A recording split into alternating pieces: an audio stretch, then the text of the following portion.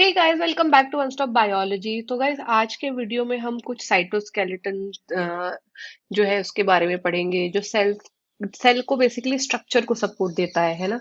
फिर कुछ मोटाइल जो ऑर्गन्स होते हैं, सिलिया फ्लैजिला जैसे, उसके बारे में पढ़ेंगे। और इनमें हम पढ़ेंगे सेंट्रोसोम और सेंट्रियोल्स के बारे में। ठीक है। तो अभी तक हमने ऑलमोस्ट सारे ही इंपॉर्टेंट ऑर्गेनल्स, माइटोकॉन्ड्रिया, क्लोरोप्लास्ट, ये सारे कवर कर लिए है ना।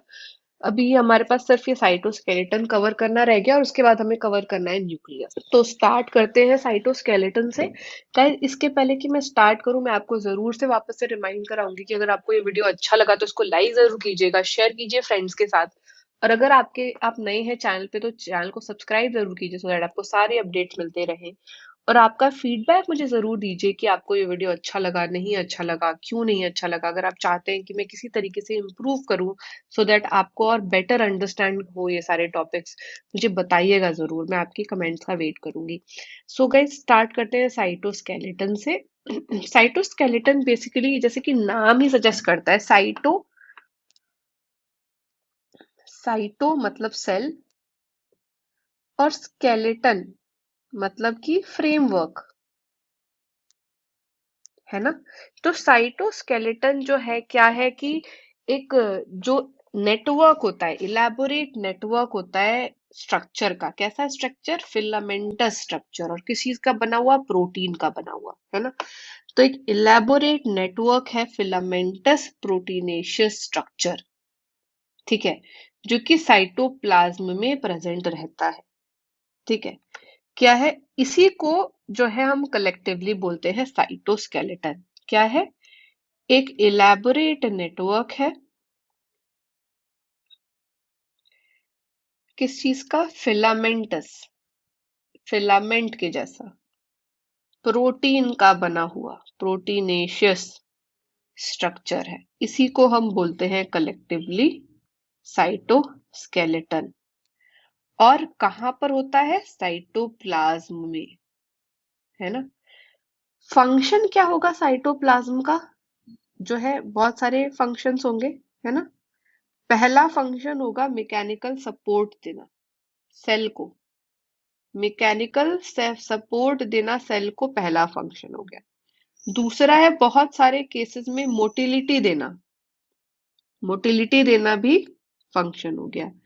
और तीसरा है maintenance of shape of the cell.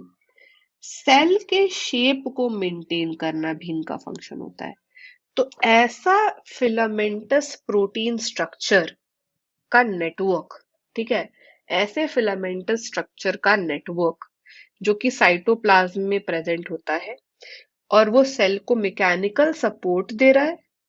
कई बार ये मूवमेंट दे रहा है, सेल को मोटिलिटी दे रहा है, और सेल के शेप को मेंटेन करके रख रहा है, उसको बोलते हैं साइटोस्केलेटन। ठीक है।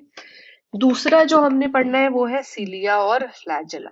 सीलिया और फ्लैजेला गाइस मूवमेंट के, मोटिलिटी के ऑर्गन्स माने जाते हैं, है ना। होते क्या है? हेयर लाइक आउटग्रोथ्स होते हैं। ठीक है। किस चीज के? सेल मेम्ब्रेन के। जो आपका सेल मेम्ब्रेन है ना, उसी के हेयर लाइट आउटग्रोथ्स होते हैं। ठीक है। अब कैसा दिखता है? सीलिया और फ्लैजेला दो अलग अलग हुआ है ना। सीलिया होता है स्मॉल, स्मॉल स्ट्रक्चर होता है। कैसे वर्क करता है? ओर्स के जैसे। गाइस, आपको पता है ओर क्या होता है? ओर, OAR, ओर। नाव जब आप चलाते हो तो जो चप्पू होता है ना, जिससे नाव चलाते हो, जो ऐसा कुछ वुडन हैंडल जैसा होता है, ऐसे करके होता है ना, और यहाँ पर ऐसे चौड़ा सा होता है ना। और आप बेसिकली ऐसे दोनों साइड, आपके पास ऐसे हाथ से जब नाव चलाने वाली होती है, तो आप ऐसे बोट में बैठे होते हो, है ना। और, है ना, आप चला रहे होते हो इससे, है ना। तो ये इसी तरीके से काम, तो मूवमेंट देता है ना। या तो ये बोट को आगे बढ़ा रहा है, या तो पानी को भी मूव कर रहा है। ये जो पानी है इसको मूव कर रहा है ना। तो सेम काम सिलिया का भी होता है।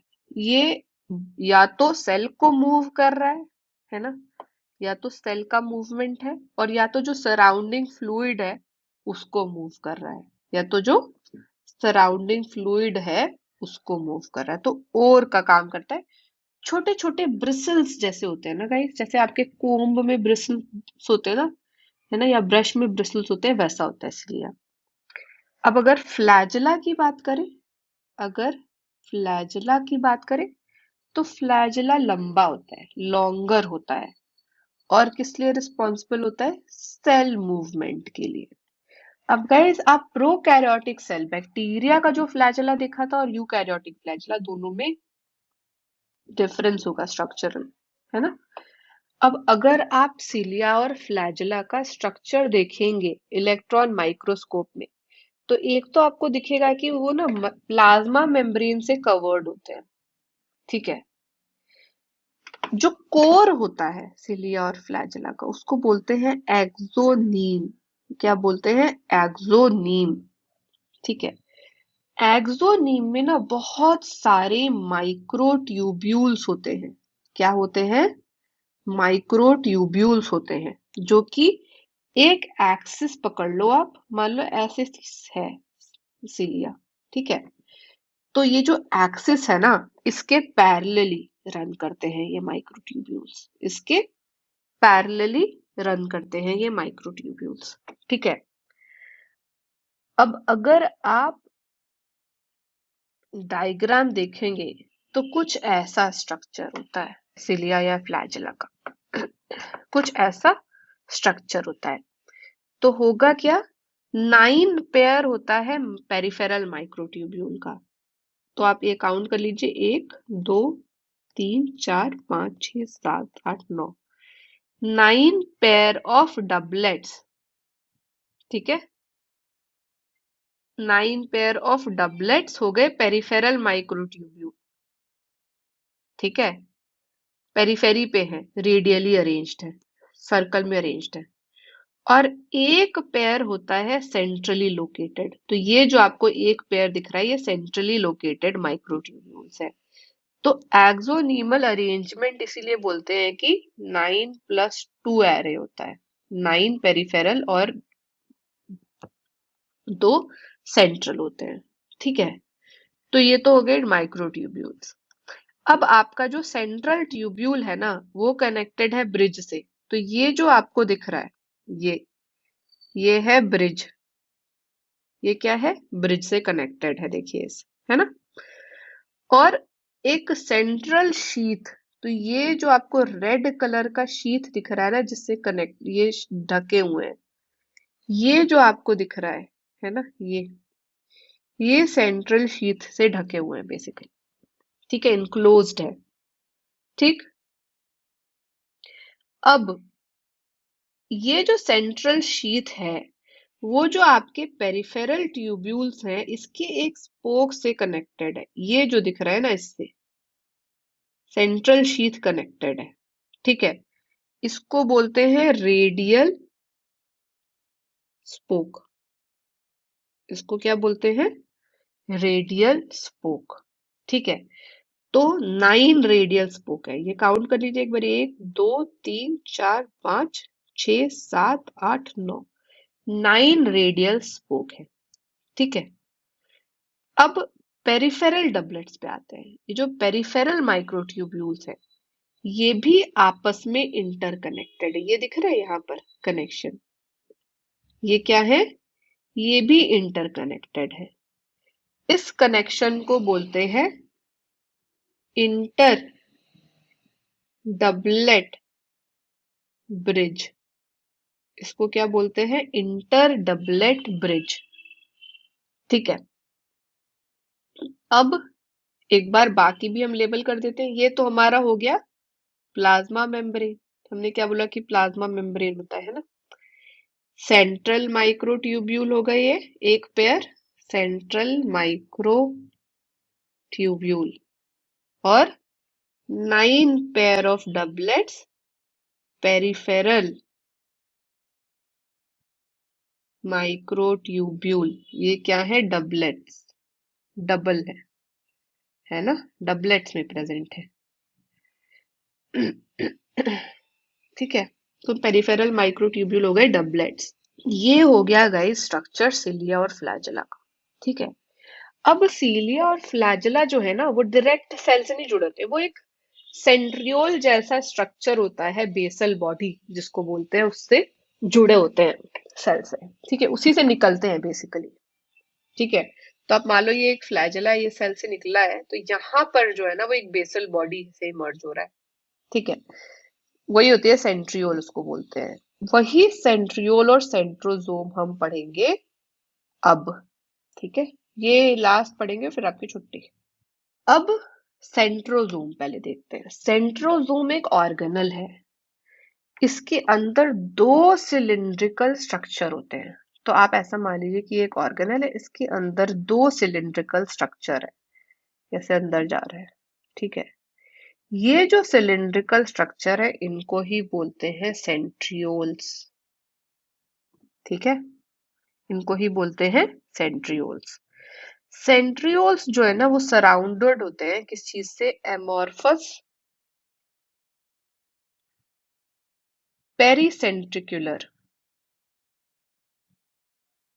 मटेरियल से। एमॉर्फस पेरिसेंट्रिकुलर मटेरियल से सराउंडेड होते हैं। ठीक है। ये जो सेंट्रियोल्स हैं ये परपेंडिकुलर है एक दूसरे के, ये ऐसे पैरेलल नहीं है जैसे मैंने बनाया। ये कैसे है? परपेंडिकुलर है ऐसे। ठीक है। एक अगर सिलिंड्रिकल ऐसे है तो एक सिलिंड्रिकल ऐसे है। ये परपेंडिकुलर है। ठीक है। जैसे कि कार्टव्हील होता है ना वैसे ही। ठीक है। अब जो आपके ये सेंट्रियोल है ये किस चीज के बने हैं? पेरिफेरल फाइब्रिल्स के बने हैं। किस चीज के? Peripheral fibrils. ये पेरिफेरल फाइब्रिल बना हुआ है ट्यूब्यूलिन प्रोटीन से। और कितने पेरिफेरल फाइब्रिल के बने हैं? 9 पेरिफेरल फाइब्रिल का एक सेंट्रियोल बना हुआ है। तो एक centriole 9 evenly spaced peripheral fibril का बना हुआ है जो कि ट्यूब्यूलिन प्रोटीन से बना है। ठीक है। और हर पेरिफेरल फाइब्रिल, तो आप मान लीजिए कि 1 2 3 4 5 6 7 8 9, ऐसे 9 पेरिफेरल फाइब्रिल है। हर पेरिफेरल फाइब्रिल ट्रिपलेट है। मतलब कि ये तीन, ये तीन, ये तीन, ये तीन, ये तीन, ये तीन, ऐसा। ठीक है। हर पेरिफेरल फाइब्रिल ट्रिपलेट है। ठीक है। अब जो एडजेसेंट ट्रिपलेट्स हैं, है ना, वो एक दूसरे से लिंक्ड है। ठीक है। अब जो सेंट्रल पार्ट होता है सेंट्रियोल का, है ना, जो सेंट्रल पार्ट है वो भी प्रोटीन से बना होता है, उसको बोलते हैं हब। तो हब हो गया सेंट्रल पार्ट। ठीक है।